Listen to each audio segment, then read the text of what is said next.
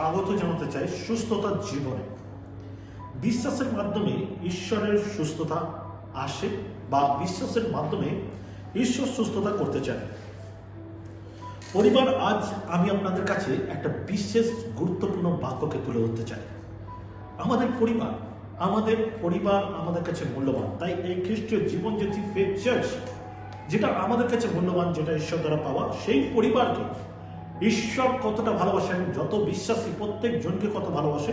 তো আজ আমি আমার পরিবারদের সঙ্গে কথা বলছি, যারা রেগুলার বাক্য দেখে, নিয়মিত বাক্য দেখে, সেই পরিবারদের সঙ্গে কথা বলতে চাই। এবং আজ আমি একটি সহজ এবং শক্তিশালী সত্য নিয়ে কথা বলতে চাই, যেটার মাধ্যমে আমাদের জীবনে উদ্ধার আসতে পারে। বিশ্বাসের মাধ্যমে ঈশ্বর সুস্থ করেন, এটা ক্লিয়ার। আমরা প্রত্যেকে জানি, বহুবার প্রচার শুনেছি, বহুভাবে আমরা প্রচার শুনেছি যে সুস্থতা কোথায় থেকে আসে। বিশ্বাসের মাধ্যমে সুস্থতা আসে, আর ঈশ্বর বিশ্বাসের মাধ্যমে আমাদের সুস্থ করতে পারে। অনেকে বিশ্বাস করেন ঈশ্বর সুস্থ করতে পারে, এটা ক্লিয়ার। আমরা বহু লোককে দেখেছি, বহু মানুষকে বলতে শুনেছি, হ্যাঁ আমি বিশ্বাস করি। আপনি প্রার্থনা করতে যাবেন বিশ্বাসীদের কাছে, সে বলে আমি বিশ্বাস করি ঈশ্বর আমাকে সুস্থ করতে চান বা ঈশ্বর আমাকে সুস্থ করতে পারে। কিন্তু বিশ্বাস করতে কষ্ট হয় যে ঈশ্বর আমাকে সুস্থ করতে পারে, ঈশ্বর ওকে সুস্থ করতে পারে, ঈশ্বর আমার প্রিয় বন্ধুকে সুস্থ করতে পারে, ঈশ্বর আমার প্রিয় জনকে সুস্থ করতে পারে, ঈশ্বর আমাকে সুস্থ করতে পারে। এটাই একজন বিশ্বাসীর কাছে কোশ্চেন মার্ক। ঈশ্বর কি আমাকে সুস্থ করতে পারে? সুস্থ প্রথমে আপনার সমস্যা বিষয় নয়, সুস্থতা আপনার সমস্যার বিষয় নয়, কারণ সুস্থতা তো ঈশ্বর করতে চায়। সমস্যা আপনার অন্য কোথায়। সমস্যা এটা যে আপনার বোঝা, সুস্থতা তা ঈশ্বরের স্বভাব, এইটাই বোঝায় আপনার সমস্যা। আপনি বুঝতেই চেষ্টা করেন না যে ঈশ্বরের স্বভাবটা কি। ঈশ্বরের স্বভাবই হচ্ছে সুস্থতা করা। যাত্রা পুস্তক তার 15 অধ্যায় যদি দেখি আর 26 পদ, যাত্রা পুস্তক তার 15 অধ্যায়, যাত্রা পুস্তক তার 15 অধ্যায় আর তার 26 পদ, 26, 15 অধ্যায় 26 পদ, সেখানে বলছে, তুমি যদি আপন ঈশ্বর সদাপ্রভুর রবে মনোযোগ করো, তাহার দৃষ্টিতে যাহা ন্যায্য তাহাই করো, তাহার আজ্ঞাতে কর্ণ দাও ও তাহার বিধি সকল পালন করো, তবে আমি মিশরীয়কে যে সকল রোগে আক্রান্ত করিলাম সেই সকলতে তোমাকে আক্রমণ করিতে দেব না, কেননা আমি সদাপ্রভু তোমার আরোগ্যকারী। আমি সদাপ্রভু তোমার আরোগ্যকারী। এই বাইবেল পদগুলো কিন্তু আমি এর আগেও পড়িয়েছি, কিন্তু আজ নতুন ভাবে দেখুন, ঈশ্বর যে আরোগ্যকারী, তিনি আমাদের আরোগ্য করতে চান এবং অভিশাপের বাঁধন থেকে মুক্ত করতে চান। সেটা তার নাম থেকেও প্রকাশ পায়। যদি আমরা জানি জিহোবা রাফা, ঈশ্বরের আর এক নাম জিহোবা রাফা, প্রভু যিনি সুস্থ করেন, এর মানে হচ্ছে তাই, প্রভু যিনি সুস্থ করেন। ইব্রিয় শব্দ রাফা অর্থ পুনরুদ্ধার করা, মেরামত করা, সম্পূর্ণ করা। ইব্রিয় শব্দ অনুসারে রাফা অর্থ পুনরুদ্ধার করা, মেরামত করা, সম্পূর্ণ করা। আজ আপনি একজন সম্ভাবনার কাছে আসেননি যে ঈশ্বর হয়তো সুস্থ করতে পারে। এটাকে বলে সম্ভাবনা। হতে পারে, সম্ভব আছে কিছুটা। তাই আমি এইভাবে বললাম, আজ আপনি এমন ব্যক্তির কাছে আসেননি যার কাছে সম্ভব আছে, হতে পারে, কিন্তু আপনি একজন সুস্থতাকারীর কাছে এসেছেন যার চরিত্র, যার নেচার সুস্থ করা। বিশ্বাস কি? আপনি কখনো নিজেকে প্রশ্ন করেছেন বিশ্বাস কি? বিশ্বাস, আমরা বলি আমরা বিশ্বাস করি, এই একটু আগে বললাম না, আমরা মনে করি ঈশ্বর সুস্থ করতে পারেন, কিন্তু আমাকে না, অন্য কাউকে। আমার ক্ষেত্রে হয় না, অন্যজনের ক্ষেত্রে হয়। আপনি আগে নিজের দিকে তাকান, আপনার বিশ্বাসের কোন জায়গায়, কোন পর্যায়ে, কোন পরিস্থিতিতে আপনি দাঁড়িয়ে আছেন, কারণ আপনি বিশ্বাস কি হয়তো জানেনই না। ইব্রিয় 11 অধ্যায় তার 1 পদে বলছে, আর বিশ্বাস প্রত্যাশিত বিষয় নিশ্চয়তা জ্ঞান, অদৃশ্য বিষয় প্রমাণ প্রাপ্তি। এটা খুব ক্লিয়ার। আমার জীবনে আমার অনেক টেস্টিমনি আছে। বিশ্বাস এমন একটা বিষয় যেখানে প্রত্যাশিত বিষয় আছে, নিশ্চয়তা জ্ঞান আছে, অদৃশ্য বিষয় প্রমাণ প্রাপ্তি। আমরা হয়তো এমন কিছু জিনিস চিন্তা করছি যেটা কোনো বিষয় হতে পারে না, অসম্ভব, যার দূর দূর পর্যন্ত আমার কোনো লক্ষ্যই দেখতে পাচ্ছি না।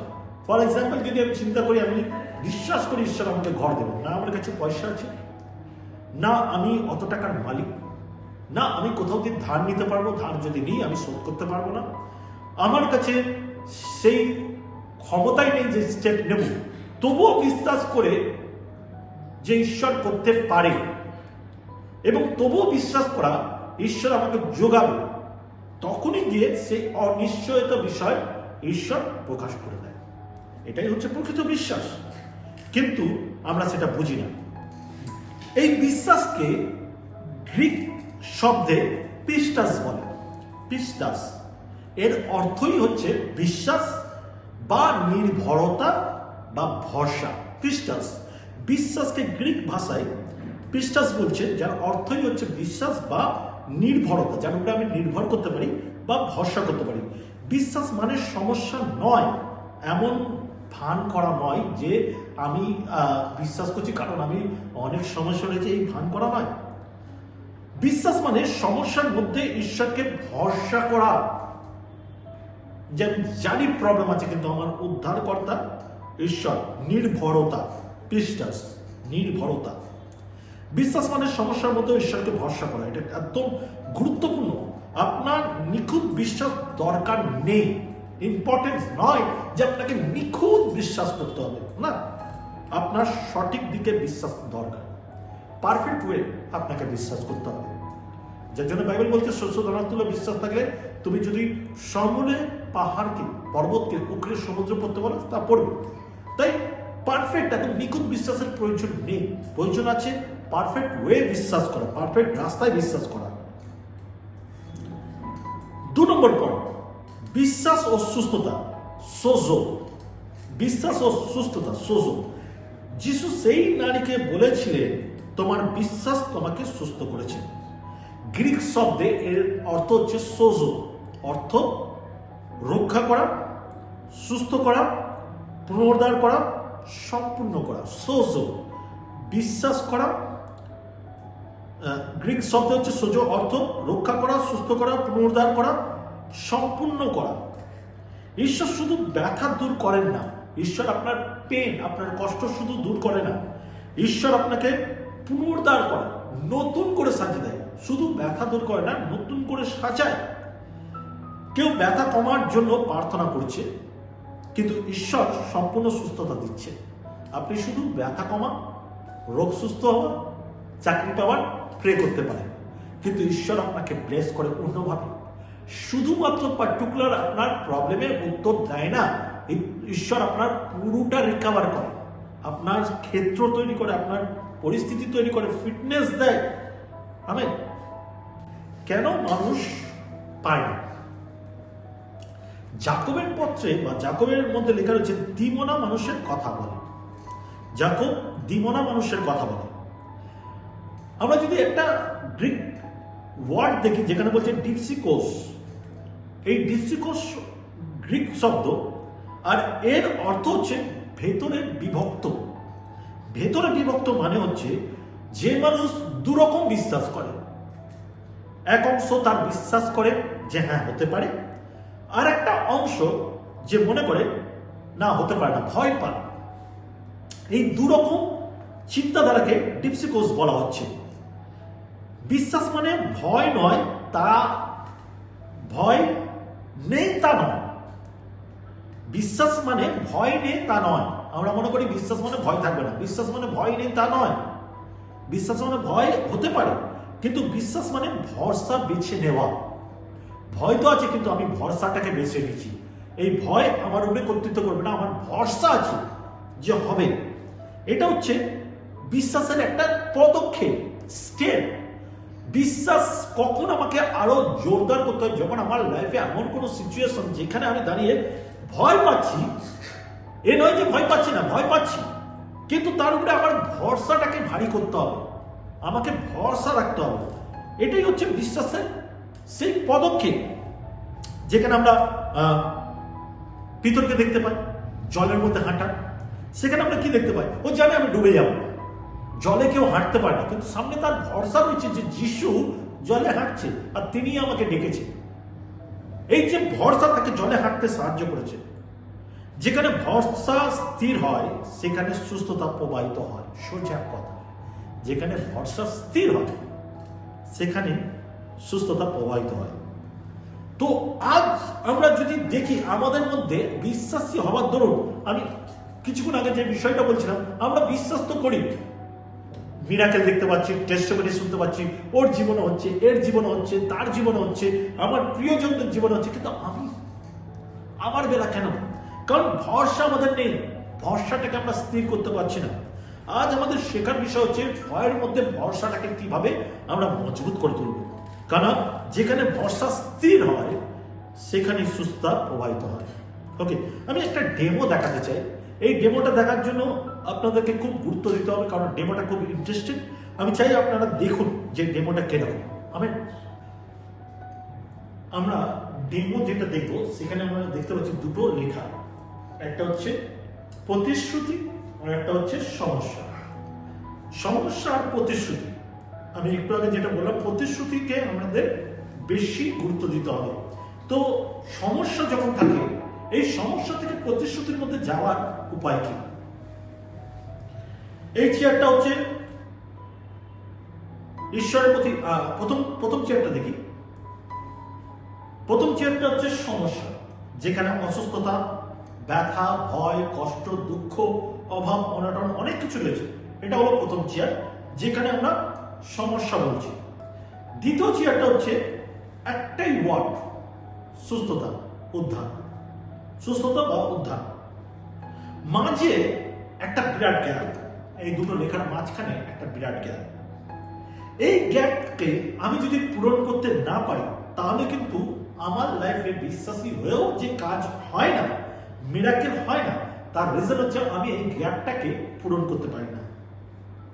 এই গ্যাপ পূরণ করা সব থেকে সহজ উপায়, সেটা হচ্ছে মাঝখানে আপনি এই পবিত্র বাইবেলকে রাখুন, যেখানে তার প্রতিশ্রুতিগুলো লেখা রয়েছে, ঈশ্বরের বাক্যের অধিকার লেখা রয়েছে, যেটা আমাদের কাছে পাওয়ার বা অধিকার, যেটা আমরা ঘোষণা করে আমাদের বিশ্বাসের সেই ব্রিজটাকে তৈরি করতে পারি।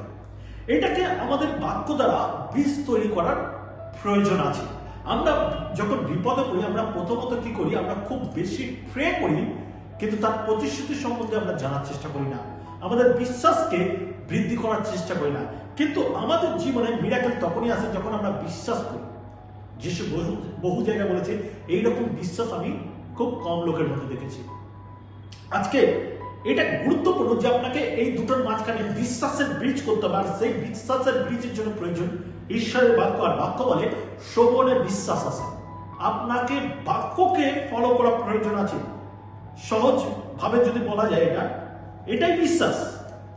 সহজ ভাবে ব্যাখ্যা করলে আমরা বোঝাতে পারি যে বিশ্বাস আমাকে যেখানে আছি সেখান থেকে ঈশ্বর যেখানে নিয়ে যেতে চান, ঈশ্বরের বাক্য দ্বারা তিনি আমাকে পরিচালিত করে সেই জায়গায় নিয়ে যায়, আর আমি সেই জায়গার অধিকারী হই বা সুস্থতা পাই। আপনি প্রতিশ্রুতি দেখতে পাচ্ছি বললে হবে না, কিন্তু আমাকে সেতুর উপরে হাঁটতে হবে। আমি প্রতিশ্রুতি দেখতে পাচ্ছি, আমি জানি ঈশ্বর মিরাকেল করবে, আমি প্রেয়ারে আছি না, আমাকে ফেথের স্টেপ তুলতে হবে, আমাকে সেই অধিকারগুলো নিতে হবে, আমাকে সেই ঘোষণাগুলো করতে হবে।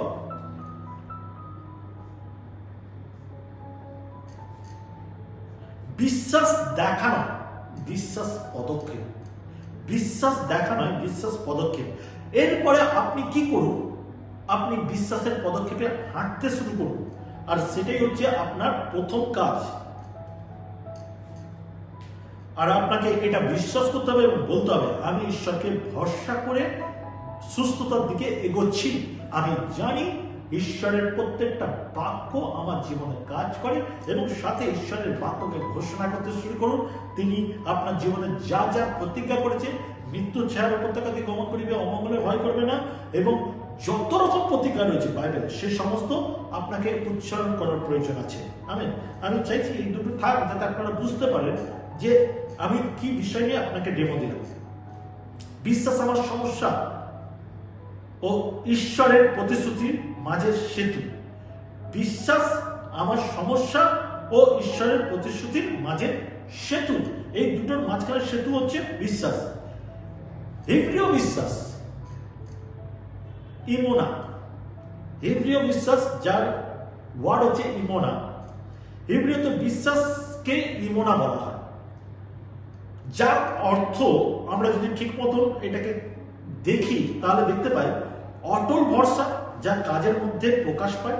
অটল ভরসা এ কিন্তু কাজে প্রকাশ পায়, এটা শুধু মুখে বলে না, বা এটা শুধু উল্লেখ করা না, এটা কাজে প্রকাশ পায়। বাইবেলে বিশ্বাস মানে হচ্ছে চলমান, চলা। বিশ্বাস মানে স্থিরতা নয়, চলা। আপনি যদি দেখেন বিশ্বাসের অনেক রকম এক্সাম্পল বাইবেলের স্টোরিতে রয়েছে। সেই নারী বিশ্বাস করেছিল এবং কাপড়কে স্পর্শ করেছিল। ব্যক্তিময় চিৎকার করে বলেছিল যে আমাকে সুস্থ করতে। যখন একজন পক্ষাঘাতী ছিল, তাকে বন্ধুরা ক্যারি করে নিয়ে গেছিল, মানে তুলে নিয়ে গেছিল এবং নিয়ে গিয়ে যিশুর কাছে দিয়েছিল, এবং যিশু তাকে সুস্থ করেছিল। এটা হচ্ছে গুরুত্বপূর্ণ, চলমান, চলতে হবে। বিশ্বাস মানে স্টেপ নেওয়া। বিশ্বাস মানে ধৈর্য ধরে বসে থাকা না, প্রে করা না, ঈশ্বর করে দিলে আমার জীবনে অটোমেটিকলি সব হয়ে যাবে, তা না। বিশ্বাস মানে পদক্ষেপ নেওয়া, স্টেপ নেওয়া।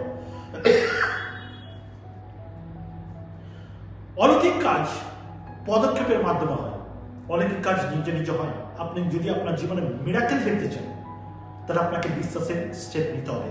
আপনাকে গুরুত্ব দিতে হবে যে আমি যেন স্টেপ নিতে পারি। যেখানে ভরসা নেই সেখানে স্টেপ নেওয়া, যেখানে আশা নেই সেখানে স্টেপ নেওয়া, আর তারপরে ঈশ্বর সেটাকে প্রতিমূর্তিতে পরিপূর্ণ করবে আপনার পাওয়া প্রার্থনার উত্তরের সাথে। এখন আমি চাইব, যখন আপনারা এই বিষয়টাকে গুরুত্বপূর্ণভাবে বুঝে গেছেন যে সমস্যা এবং প্রত্যাশার মধ্যে ব্রিজ আছে বিশ্বাসে, ঈশ্বরের বাক্যের প্রতিশ্রুতির মাধ্যমে, তাহলে কেন না আমরা আজকের এটাকে ইউজ করি? কি করি? আমরা এখন সুস্থতার প্রার্থনা করব। তো আমি চাই আপনারা যারা দেখছেন প্রত্যেকে চোখ বন্ধ করে ফেথফুলি, একদম সম্পূর্ণ বিশ্বাসে, আপনাকে এখন সমস্যায় যারা রয়েছেন আমি তাদেরকে বলছি, আপনাকে এখন বীজ তৈরি করতে হবে, বিশ্বাসের বীজ, এবং তাতে হাঁটতে হবে। হেঁটে আপনাকে পার হয়ে প্রতিশ্রুতির দিকে আসতে হবে, যা বাইবেলে দেওয়া রয়েছে, ঈশ্বরের বাক্যের প্রতিশ্রুতি। সেখানে আপনাকে হেঁটে আসতে হবে, আপনাকে স্টেপ নিতে হবে, আপনাকে প্রতিজ্ঞা করতে হবে, আমি এই সমস্ত উপরে কর্তৃত্ব করব। প্রভু তোমার বাক্য আমাকে বলে আমি আর অন্য কোনো বিষয় বিশ্বাস করবো না, আমি অন্য কোনো বিষয় তাকাবো না, আমি অন্য কোনো বিষয় ভাববো না। আমার কাছে তুমি আছো, তোমাতে বিশ্বস্ত, আমি তোমার কাছে প্রার্থনা করছি। তাই আসি, এখন চোখ বন্ধ করি, আমরা প্রার্থনায় যাই। আমি রিকোয়েস্ট করবো যারা অসুস্থ রয়েছে, কোনো রকম কোনো ব্যথা বেদনা রয়েছে, আপনি আপনার নিজের শরীরের সেই পাটে হাত রাখুন। কোনোভাবে জোর করবেন না, কোনোভাবে প্রেসারাইজ করবেন না যে প্রভু আমাকে সুস্থ করতে হবে। আপনার ভরসা, শুধু ভরসা করুন ঈশ্বরের প্রতি যে প্রভু আমি জানি তুমি আমাকে সুস্থ করতে পারো। তারপরে বলি, যিশু আপনি জিহোবা রাফা, আপনি পুনরুদ্ধার করতে পারেন, আপনি সুস্থ করতে পারেন, আপনি সম্পূর্ণ করতে পারেন। আমি দেহের উপরে সুস্থতাকে ঘোষণা করছি এই মুহূর্তে। আমি ঘোষণা করি যিশু নামকে, আমি ঘোষণা করি ঈশ্বরের প্রতিশ্রুতিকে, আমি ঘোষণা করি সমস্ত বাক্যের প্রতিশ্রুতিকে, আর বলতে চাই যিশু নামে ব্যথা চলে যায়। বলতে চাই, ঘোষণা করতে চাই যিশু নামে শান্তি আসুক। আমরা ঘোষণা করতে চাই আমাদের মনের পুনরুদ্ধার হোক। বিশ্বাসের মাধ্যমে আমরা গ্রহণ করব। এই সময় প্রত্যেকজন বিশ্বাসী আমাদের জীবনে মিরাকেলকে আমরা গ্রহণ করব, আমাদের জীবনে ঈশ্বরের উদ্ধারকে আমরা গ্রহণ করব, আমাদের জীবনে ঈশ্বরের পরিকল্পনাকে গ্রহণ করব, এবং এই ব্রিজে যে আমি হাঁটছি তা চিরস্থায়ী হোক। আমি যেন হাঁটতে পারি, আমি প্রতিশ্রুতিতে আসতে পারি, সমস্যাতে নয়।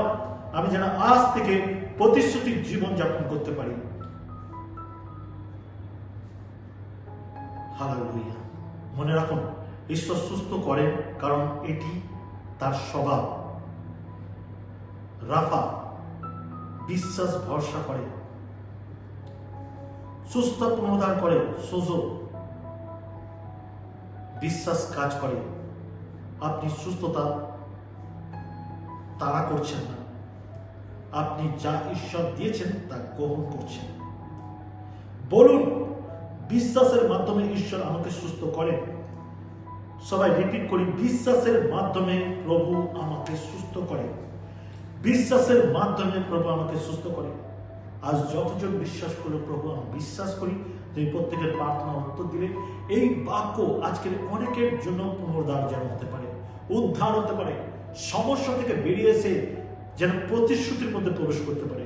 আমি বিশ্বাস করি আজ তুমি মিরাকেল করলে, অনেকের জন্য নতুন দরজা খুলে দিলে।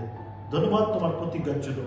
সমস্ত গৌরব তোমার, যিশু নামে এই প্রার্থনা চাই, আমেন। সাথে মনে করাতে চাই প্রত্যেককে, এই বাক্য যদি আপনাদের ভালো লেগে থাকে, অবশ্যই আপনার প্রিয়জন যারা সত্যিকারের সমস্যার মধ্যে রয়েছে তাদেরকে যদি প্রতিশ্রুতিতে আনতে চান, আপনি এই বাক্য আপনার প্রিয়জন, আপনার রিলেটিভ, আপনার আত্মীয় স্বজন, আপনার বন্ধু বান্ধবের কাছে শেয়ার করুন, এবং সাথে তাকে SMS করে দিন যে এটা দেখো, যাতে তুমি সমস্যা থেকে বেরোতে পারো। এবং আপনাদের ভালো লাগলে অবশ্যই আপনারা কমেন্টে মেসেজ করে আমাদের জানান। আমাদের সঙ্গে যোগাযোগ করতে চাইলে নিচে হোয়াটসঅ্যাপ নাম্বার আছে, টেলিগ্রাম নাম্বার আছে, এবং একটাই নাম্বার, কলিং নাম্বার। আপনারা চাইলে আমাদের সঙ্গে কল করতে পারেন, যোগাযোগ করতে পারেন। এবং আমাদের কয়েকটা ব্রাঞ্চ আছে যেখানে আপনারা যোগাযোগ করতে পারেন। আমাদের সাঁতরাগাছিতে ব্রাঞ্চ আছে, আমাদের মৌলিগ্রামে ব্রাঞ্চ আছে, আমাদের খড়গপুরের ব্রাঞ্চ আছে, আমাদের খানাবেড়িয়া বাইপাসের সোনার বাংলার অপোজিটে যে রাস্তা গেছে সেখানে আমাদের ব্রাঞ্চ আছে, এবং বাসন্তী হাইওয়ে যদি আপনি যান এগিয়ে, সেখানে কাঁটাতলা লেদার কমপ্লেক্স, ওখানে আমাদের ব্রাঞ্চ আছে, এবং মেন চার্চ হচ্ছে আমাদের তপসিয়া মারুতি বাগান। আপনারা চাইলে ওখানে এসে যোগাযোগ করতে পারেন, কন্ট্যাক্টের মাধ্যমে আপনারা যোগাযোগ করে আপনারা মণ্ডলীতে আসতে পারেন। ভালো থাকবেন, সুস্থ থাকবেন, সবাইকে জয় শ্রী প্রভু অনেক আশীর্বাদ করুন।